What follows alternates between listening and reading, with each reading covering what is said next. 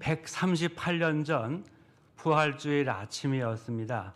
인천 제물포항에 감리교 아펜셀라 선교사 네 분과 우리 장로교 언더우드 선교사님이 첫 발을 띄었습니다.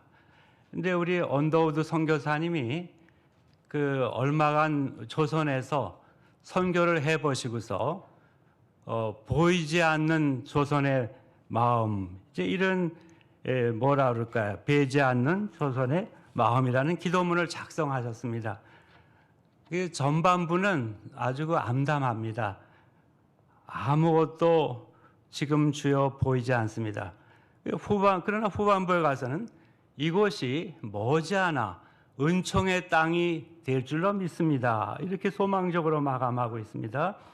그런데 후반부의 그 소망적 기도 부분, 오늘 헌신 예배 드리시는 우리 산정교회 이 성도들, 또 우리 성도들이 주목해야 될 부분이거든요. 지금은 예배 드릴 예배당도 없고 학교도 없고 그저 경계와 의심과 멸시와 천대함이 가득한 곳입니다. 이곳이 머지않아 은총의 땅이 되리라는 것을 믿습니다. 특별히 앞부분이요. 지금은 예배 드릴 예배당도 없고, 우리 재직 여러분, 성도 여러분 그렇습니다. 이 부분에 우리 언더우드 선교사님을 비롯한 선교 100주년까지 이제 내한한 그 선교사님들 한 3천여 명이라고 하는데요. 이분들이 우리 한국 땅에 모든 것을 뒤로 하고 입국하여 하나의 밀이 되어 희생하며 헌신한 목적이 있다는 것입니다. 그 목적이 뭐예요? 예배라는 것입니다. 제가 노회 선교부장, 세계 선교부장으로 어느 교회 인도네시아 파송 예배에 참여한 적이 있습니다. 그때 그 파송 선교사의 답사 중 한 부분에서 깊은 감동을 받았습니다. 무슨 말씀이냐 하면 저의 인도네시아 선교의 근본 목적은 그들도 저와 같이 예배자가 되게 하는 것입니다. 그렇습니다. 존 파이퍼 목사님도 이렇게 말했습니다. 선교란 예배가 존재하지 않는 곳에 존재한다. 자, 아름다운 선교로 거둔 구원의 진정성은 참된 예배로 화려한 꽃을 피워야 하는 법입니다. 여러분, 138년 전이나 67년 전이나 지금 2023년에나 동일합니다. 사실은요, 선교의 목적만이 아니고 교제, 교육, 봉사의 목적도 결국은 예배자를 만드는 것입니다. 기억합시다. 교회를 위해서 예배가 있는 것이 아니라 또 예배를 위해 교회가 있다고 하는 사실입니다. 그래서 저는 시무시에 영색교회당 입구 상단에 영색교회 예배당이라는 목간판을 부착했습니다. 제가 감기도 걸리고 또 이 안이 상당히 건조합니다, 지금. 그러면 138년 전에 어두운 우리 조선 땅에 들어와서 주여 이 땅에 예배자를 세우게 하소서 기도하고 시작된 언더우드 선교사님과 그 일행은 어떻게 사역했습니까? 세문안교회를 세웠습니다. 그 성도들과 함께 당시 만연하던 장티부스로 죽어가던 수많은 사람들을 돌아보았습니다. 그리고 당시의 여자들과 함께 비존재로 여겨지던 고아들을 돌보는 일을 했어요. 그들을 위해 자택을 아이들이 기숙하고 학습할 수 있는 시설로 개조해서 여러 학당을 만들었습니다. 그런데 그런 것들이 후일에는 경신중고등학교, 또 연세대학교의 전신인 경신학당, 연희전문학교였던 것입니다. 처음에는 고아들을 위한 시설이었습니다. 그러나 결국 나중에서 거기서 수많은 인재들이 나왔습니다. 그 중에 한 분이 1919년에 파리 강화회의에 민족대표로 파견된 김규식 선생님이었습니다. 이것은 물론 대표적인 사례 중 하나일 뿐입니다. 하여간 그런 초기 내한 선교사들의 한국을 열었던 이런 이 여명과 같은 그 역사는요, 결국 어디서 나왔느냐? 참된 예배자들이 자기 몸을 산제물로 드리며 예배드린 결과물이었습니다. 연쇄적으로 예배자들을 세운 결과였습니다. 여러분, 오늘도 마찬가지입니다. 지금도 세상이 교회를 비웃고 기독교인들을 비웃는 것은 잘못된 예배를 드리는 교회, 잘못된 예배자들을 비웃는 거예요. 그러나 지금도 세상 사람들은, 비신자들은 바르게 예배드리는 교회, 이 산정형교회 같이 또 진정한 예배자로서의 성도들은 존경하고 사랑하고 기대하고 만나기를 원하고 있는 거예요. 이를테면 언더우드 선교사님과 일행과 같은 예배자는 지금도 만나고 싶어하고 또 교제하고 싶어합니다. 요한복음 4장 23절에 보면 주님께서 이렇게 말씀하십니다. 하나님께 참되게 예배하는 자들은 영과 진리로 예배할 때가 오나니 곧 이때라. 아버지께서는 자기에게 이렇게 예배하는 자들을 찾으시느니라. 오늘 본문과 그 전후를 봅니다. 하나님께서 참으로 기뻐하셔서 오고 오는 세대에 이 믿는 자들에게 기쁨으로 소개하시며 일생을 통해 본받기를 받으며 살아가기를 바라며 참된 예배자, 온전한 예배자 한 사람을 소개합니다. 아브라함입니다. 여러분, 이 본문 앞에 3절 보세요. 내 아들, 내 사랑하는 독자 이삭을 데리고 모리아 땅으로 가서 내가 너에게 일러준 한 산 거기서 그를 번제로 드리라. 이 하나님의 명령, 우리는 오래 예수 믿고 계속 읽었으니까 감각이 없지만요, 처음 예수 믿는 사람이 읽으면 어떻게 되겠어요? 이렇게 끔찍한 명령을 내리는 이 하나님이 정말 그 하란 땅에서 잘 나가던 75세의 사업가 아브라함을 부르시며 내가 너와 후손에게 땅을 주고 수많은 자손을 주고 열방의 축복의 통로가 되게 하겠다 약속하시고 여러 번 복을 확약하시고 100세 때 기적으로 아들 이삭을 주신 그 하나님 맞나요? 어느 교회 목사님이 어느 주일날 이 모리아산 사건을 가지고 설교하면서 하나님이 아브라함에게 독자 이삭을 모리아 땅으로 가서 내가 지시하는 산에서 내게 번제로 드리라고 명령하셨습니다 했습니다. 그러자 예배에 참여하고 있던 어느 MZ 청년이 벌떡 일어났습니다. 목사님을 향해서 아니 목사님, 어떻게 선하다는 하나님이 그럴 수가 있습니까? 하나님이 아브라함한테 어떻게 그렇게 할 수 있죠? 그러면 안 되죠? 항의했습니다. 그래서 이 목사님이 당황하고 교인들도 난감해합니다. 그러자 선임 장로님이 얼른 그 청년에게 다가가서 귓속말로 이야기합니다. 아니 청년, 아브라함도 아무 말이 없고 심지어 재물 당사자인 이삭도 묵묵한데 청년이 웬 상관이요? 다시 5절로 돌아갑니다. 아브라함이 종들에게 이르되 너희는 나귀와 함께 여기서 기다려 내가 아이와 함께 저기 가서 예배하고 우리가 너희에게로 돌아오리라. 여러분, 아브라함의 이 말도 도저히 이해가 안 되죠. 아니 번제를 드리러 간다고 했습니다. 근데 불과 칼은 있는데 막상 핵심인 제물로 쓸 짐승은 안 가지고 가면서 우리가 저기 가서 예배하고 돌아오리라 했기 때문입니다. 아마 그 아까 소리쳤던 그 청년이 이 말까지 들었다면 어떻게 하게? 야, 이거 하나님도 미치고 아브라함도 미치고 이삭도 따라서 미쳤구나. 미쳤어 정말. 이렇게 하시리라 짐작이 됩니다. 그러나 좀 깊이 이해해 봅시다. 이 하나님이 온 세계의 구원의 은총을 베풀기 위해서 하란에서 잘 살던 아브라함을 75세에 불러냈죠. 중간에 이름을 바꿔주십니다. 그래서 높은 아버지라는 아브라함을 열국의 아버지라는 아브라함으로 이름을 바꿔주셨죠. 그래서 50년간 삶 속에서 이런 방법 저런 방법으로 그의 믿음을 단련하고 재련하셨습니다. 그래서 그때는 그의 믿음이 정점에 이르고 깊이가 뿌리를 내린 때였습니다. 그 증거 중에 하나가 그 본문 앞에 21장 33절을 보세요. 이 덮어놓고 설교 듣지 마시고 펼쳐놓고 설교 듣으시고 덮어놓고 예수 믿지 마시고 펼쳐놓고 예수 믿으시기 바랍니다.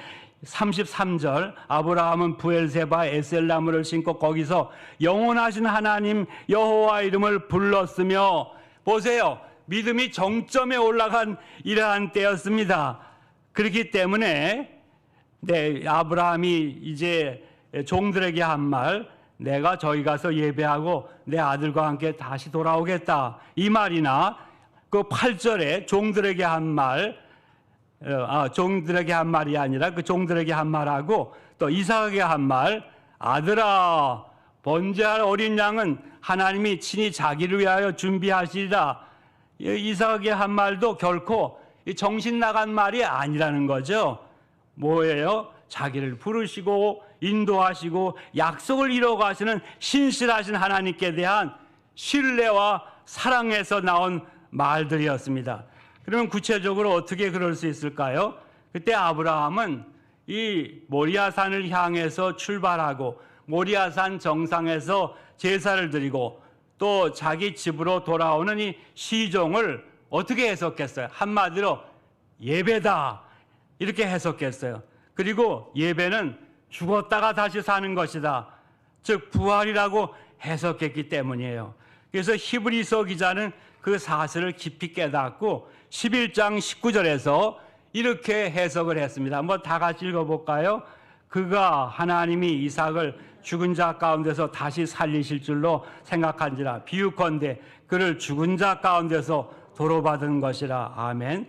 우리가 여기에서 우리는 이전부터 쉼 없이 드려왔고 지금도 드리고 있고 앞으로 세상 떠날 날까지 드리고 또 다음 세들이 또 드릴 예배의 근본적인 정의, 그 내용을 깊이 깨닫게 됩니다. 그렇습니다. 전통 예배건 열린 예배건 대면 예배건 비대면 예배건 모든 예배는 죽음과 부활을 의미한다는 것입니다. 즉 예배란 근본적으로 예배자가 그 자리에서 하나님 위에 모든 것들을 하나님이 주신 독자라도 다 내려놓고 죽게 합니다. 영적으로. 그래서 하나님께 영광을 돌리고 바친 것을 새롭게 돌려받고 돌아가 자기가 만난 하나님을 증거하는 것, 이것이 예배인 줄로 믿으시기를 바랍니다. 자, 여러분, 모리아산의 예배 이야기가 어떻게 이어지고 어떻게 마감됩니까? 13절을 보시기 바랍니다. 아브라함이 눈을 들어 살펴본 즉 한 수양이 뒤에 있는데 뿔이 수풀에 걸렸는지라. 아브라함이 가서 그 수양을 가져다가 아들을 대신하여 번제를 드렸더라. 19절도 보세요. 이에 아브라함이 그의 종들에게로 돌아가서 함께 떠나 부활세배에 이르러 거기 거주하였더라. 재직 여러분, 성도 여러분 보세요. 5절에서 아브라함의 종들에게 아브라함이 약속한 대로 아브라함이 모리아산에서 이삭 대신 하나님이 준비하신 수상으로 번제, 즉 예배를 드리고 그 아들과 함께 일주일 만에 종들에게로 돌아왔습니다. 그때 그 종들이 얼마나 놀랬겠어요. 아마 처음에는 다시 모리아산으로부터 돌아온 아브라함 부자를 바라보며 잘 믿지를 못했을 겁니다. 그래서 처음에는 자기들의 눈을 부비면서 아니 저분들이 정말 우리 집 주인과 아들 이삭인가? 이게 꿈이야 생시야 하고 자기들의 살을 꼬집어 보기도 했을지 모릅니다. 그러나 결국 나중에는 그 주인으로부터 아브라함 모리아 산상에서 있었던 이야기를 들으며 주인 아브라함과 이삭을 다시 바라보면서 그 종들도 그 언약의 하나님을 경외하는 믿음을 갖게 되었을 것이다, 이렇게 생각됩니다. 자, 14절 보세요.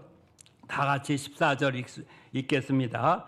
아브라함이 그 땅 이름을 여호와 이레라 하였으므로 오늘날까지 사람들이 이르기를 여호와의 산에서 준비되리라 하더라. 아멘. 이 말씀을 기조로 해서 지어진 복음성가가 있는데 주가 일하시네 1절 가사를 들어보세요. 날이 저물어 갈 때 빈들에서 걸을 때 그때가 하나님의 때, 내 힘만으로는 안 될 때 빈손으로 걸을 때 내가 고백하네 여호와 이래. 주가 일하시네 주가 일하시네 주께 아끼지 않는 자에게 주가 일하시네 신뢰하며 걷는 자에게. 아멘. 요한계시록 1장에서 먼저 9절을 봅니다. 나 요한은 너희 형제여 예수의 환난과 나라와 참음에 동참하는 자라. 하나님의 말씀과 예수를 증언하였으므로 말미암아 밤모라 하는 섬에 있었더니. 이 주후 81년에서 96년까지는요 로마 제국을 누가 통치했냐면 도미티안 황제가 통치했습니다. 그는 어떤 그런 특색을 가진 사람이냐면요, 로마 황제 최초로 내가 신이다 일컬은 사람입니다. 그래서 자기를 예배하도록, 특별히 그래서 그거를 하지 않는 기독교인들을 심하게 핍박했습니다. 그러니 노 사도 요한이야 예수님의 핵심 사도였지 않습니까? 더 핍박을 받았습니다. 종래에는 절의 고도에 밤모섬에 유배시켜 버렸습니다. 그래서 요한 사도가 고통스럽고 고독한 날을 보내고 있었습니다. 자, 이 10절을 요한계시록 1장 10절을 보겠습니다.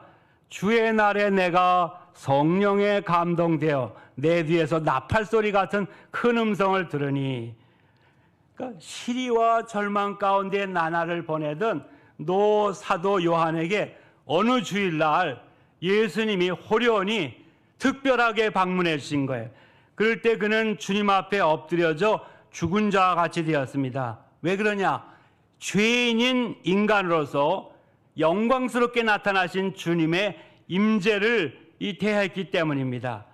자, 그래서 이 17절을 이제 볼 때, 내가 볼 때 그의 발 앞에 엎드려져 죽은 자와 같이 되매 그가 오른손을 내게 얹고 이르시되 두려워하지 말라. 내가 볼 때 그의 발 앞에 엎드려져 죽은 자와 같이 되매. 여러분, 바로 이것이 올바른, 당연한, 진정한 예배자의 자세요 모습입니다.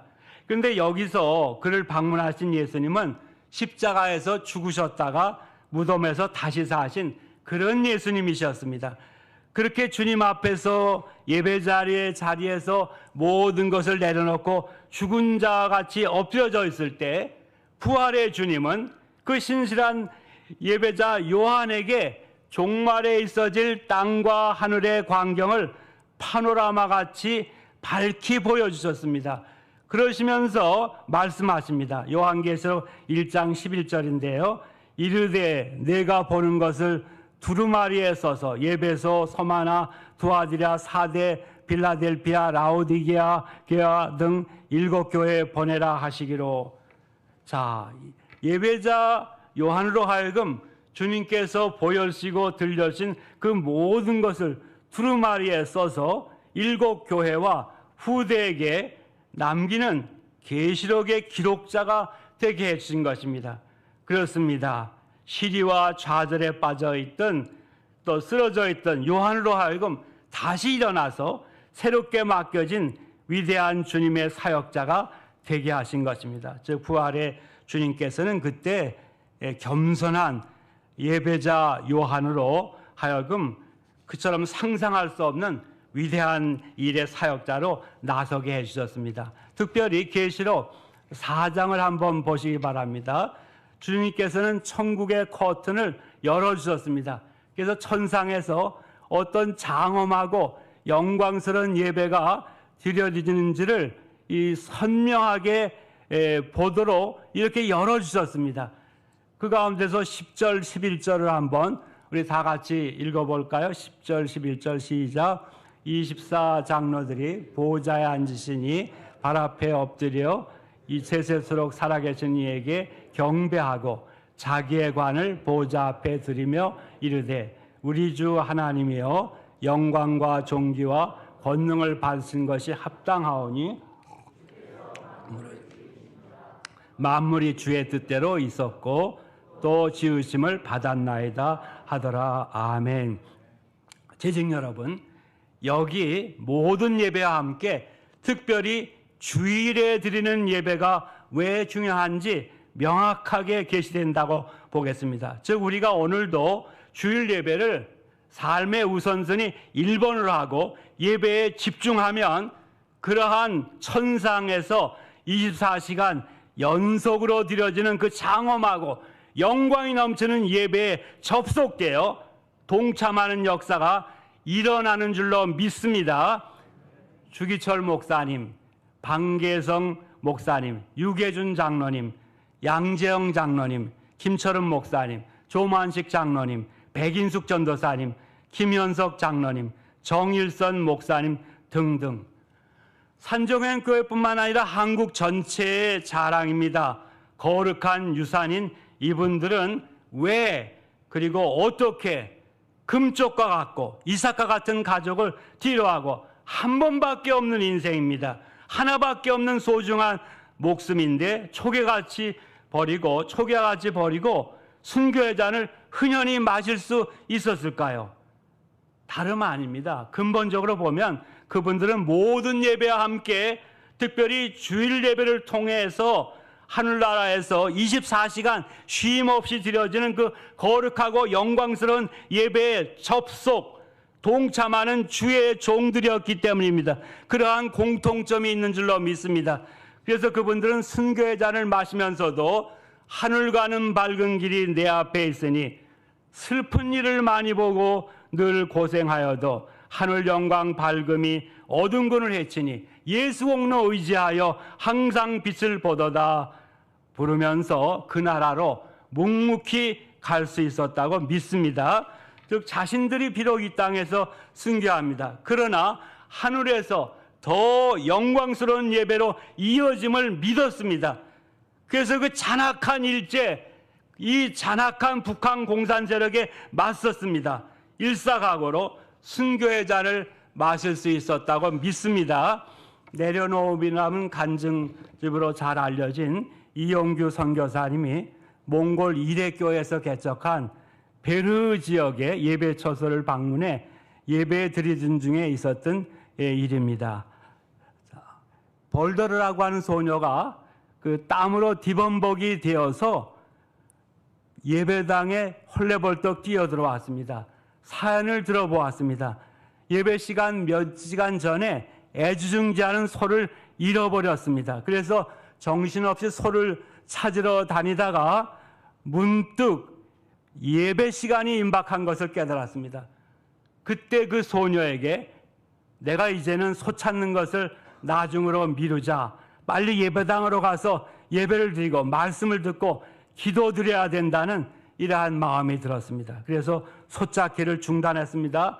방향을 틀어서 예배당으로 뛰어가기 시작했습니다. 설사 소를 못 찾는 한이 있어도 이 주일의 예배가 더 중요하다고 판단하였습니다. 소를 뒤로하고 예배당으로 달려왔다는 것입니다. 이 선교사님이 그 이야기를 듣고 엄청난 감동을 받았습니다. 그래서 그 시간 하나님께 간절히 기도했습니다. 하나님 아버지, 전 재산과 같은 그 소찾기가 아닌 하나님을 다시 한번 만나 뵙고 한 주간을 위한 말씀을 듣기 위한 예배를 선택한 저 소녀 벌더르의 믿음의 결단이 결코 부끄러운 곳으로 돌아가지 않도록 역사해 주시옵소서. 예배 후에라도 그 소를 꼭 찾을 수 있도록 도와주시옵소서. 이 선교사님은 이미 선교의 현장에서 하나님께서는 자신이 어떠한 분이시며 무엇을 가장 원하시는지를, 어떻게 하나님을 바라보며 나온 당신의 자녀에게 어떻게 위로해 주신지를 이미 잘 경험하고 알고 있었기 때문입니다. 그런데 보세요. 그 경우에는 기도 응답이 너무 빨리 왔습니다. 기도를 예배가 마쳐지자마자 밖에 대서 음메 소리가 맞는다 모르겠네요. 어떤 소 울음소리가 크게 들려왔습니다. 그 돌아온 소도 아무 소가 아니고 바로 그 소였습니다. 물론 성도 여러분, 하나님께서 모든 경우에 다 이와 같이 응답하시는 것은 아닐 것입니다. 다만 그 경우에는 너희는 먼저 그의 나라와 그의 의를 구하라. 그리하면 이 모든 것을 더하시리라 하신 말씀이 문자적으로 즉시 이루어졌던 것입니다. 즉 그녀가 주일에 그녀의 이삭이라고 할 수 있는 그 소를 예배를 위해서 내려놓았습니다. 그때 하나님께서는 그녀에게 예배의 축복은 물론 그 소를 다시 찾는 축복까지 내려주셨던 것입니다.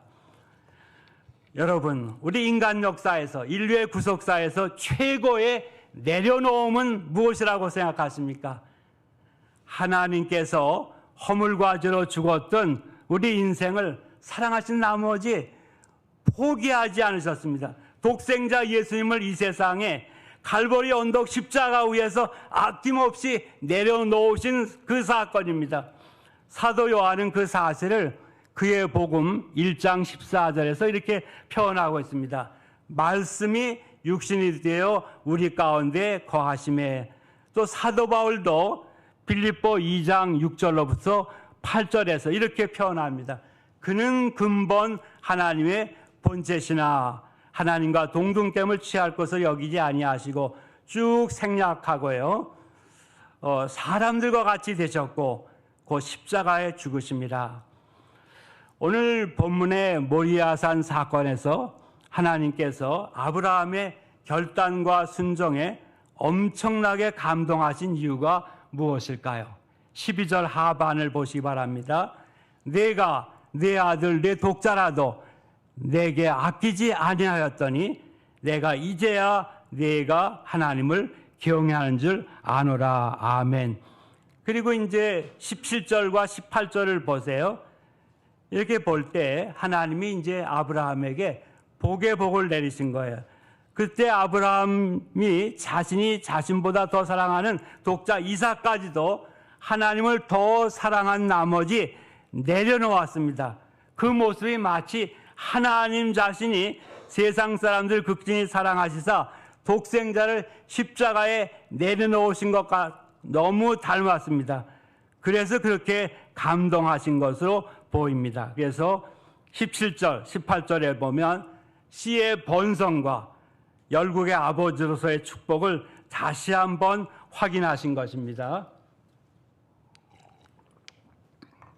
그 결과 그때 그 모리아산에는 하나님의 임재가 가득하게 되었습니다.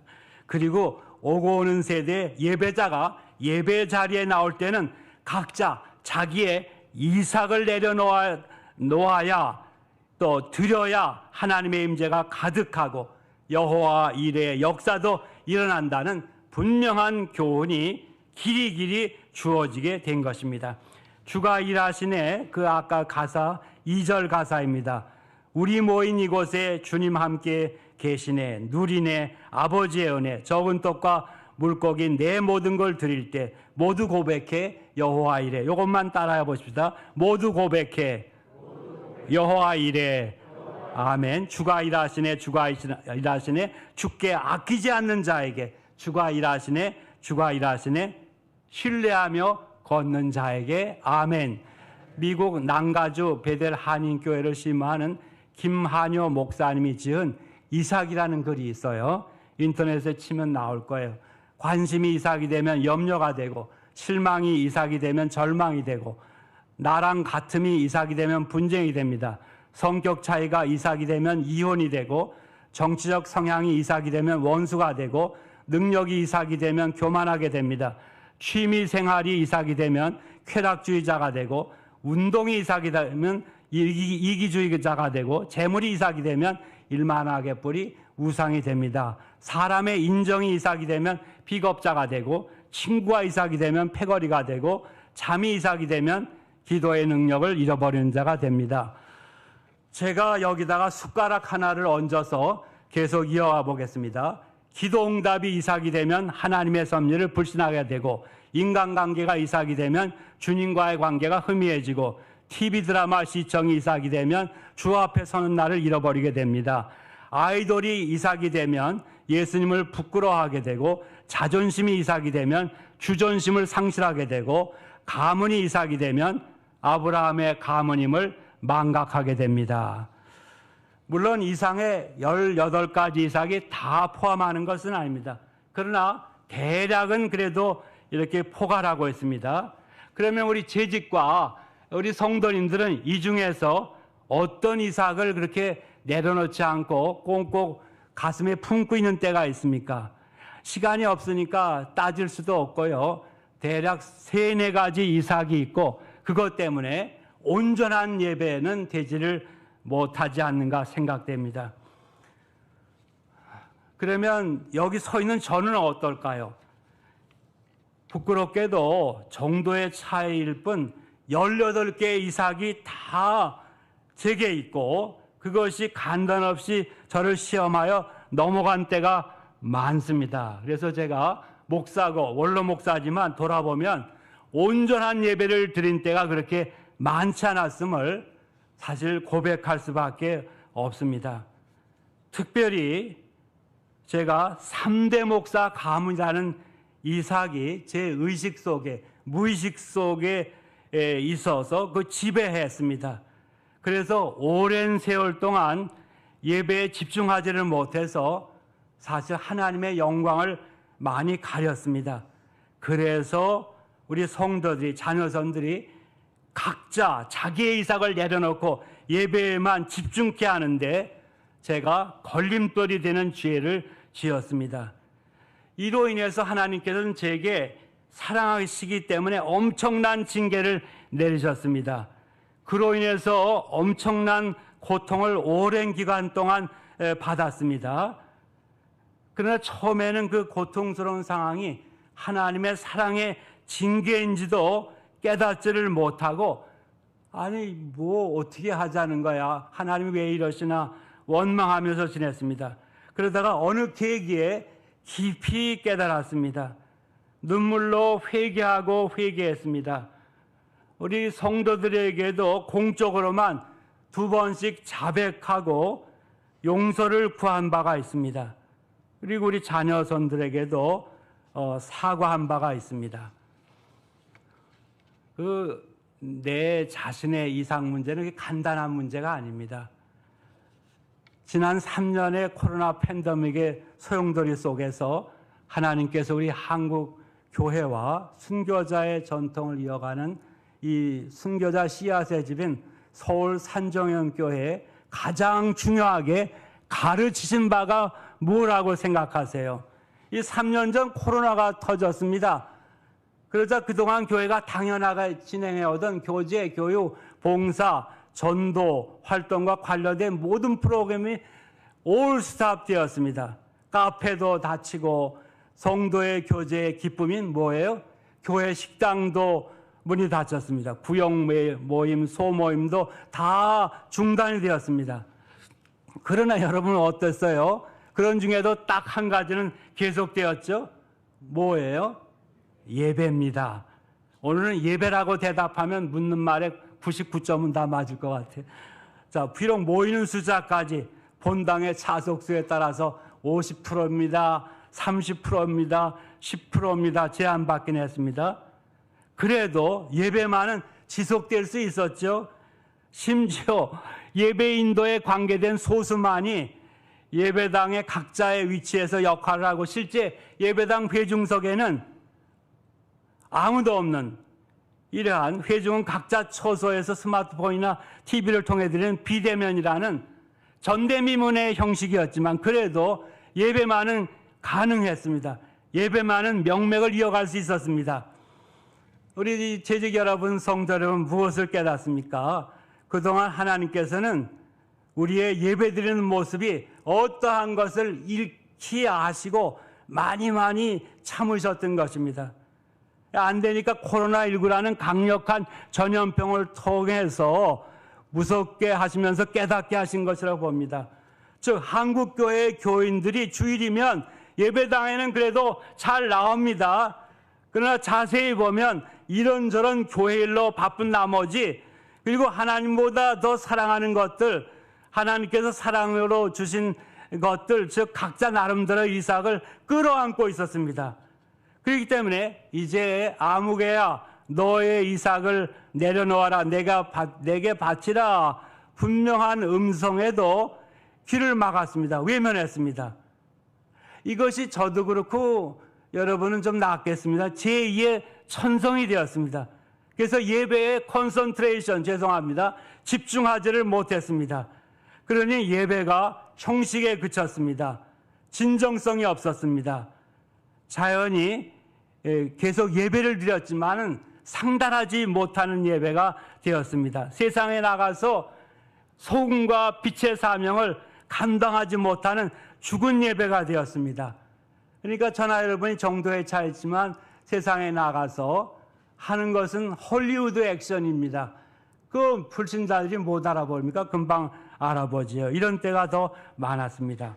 따라서 우리 하나님께서는 코로나19라는 이 무서운 사랑의 징계를 내리셨고, 이 기회에 우리 모두에게 성경 찾아보세요. 말라기 1장 10절의 말씀으로 무섭게 책망하셨다 믿습니다. 제가 읽어볼게요. 만군의 여호와가 이르노라, 너희가 내 제단 위에 헛되이 불살하지 못하게 하기 위하여 너희 중에 성전문을 닫을 자가 있었으면 좋겠도다. 내가 너희를 기뻐하지 아니하며 너희가 손으로 드리는 것을 받지도 아니하리라. 얼마나 무서운 말씀이에요. 그 중간에 너희 중에 성전문을 닫을 자가 있었으면 좋겠도다. 한국의 경우에는 질병관리본부를 통해서 교회 문을 닫게 하신 거 아닐까요? 하나님께서는 이 코로나 3년에 용광로 단련을 통해서 아무개야 이제는 좀 그만하시면서 내가 오늘 예배당에 왔으니 이런저런 교회 회의, 미팅, 교회 일하기 전에 먼저 내게 집중하거라. 내 임재를 경험하고 내 음성을 듣기 위해서 예배에 집중하라, 집중하라 말씀을 주신 줄로 믿습니다. 따라서 새벽도 하나님 앞에 헌신 예배를 드리는 우리 산정현교회 재직들과 성도 여러분, 52주일 예배 때마다 성령의 역사로 나의 이삭까지도 주 앞에 내려놓고 드리는 진정한 예배자로 거듭 태어나는 금년이 되시기를 바랍니다.